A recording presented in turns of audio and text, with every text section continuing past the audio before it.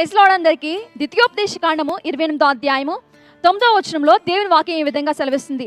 యెహోవా నీకు ప్రమాణము చేసినట్లుగా ఆయన తనకు ప్రతిష్ఠిత జనముగా నిన్ను స్థాపించును అని దేవుని వాక్యం సెలవిస్తుంది.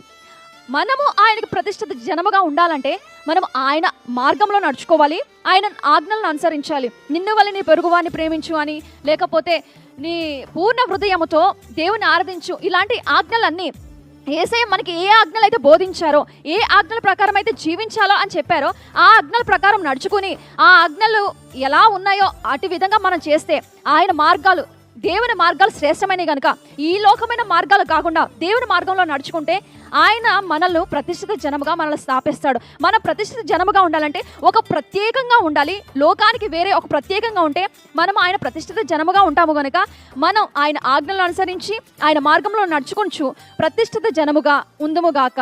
ఆమేన్.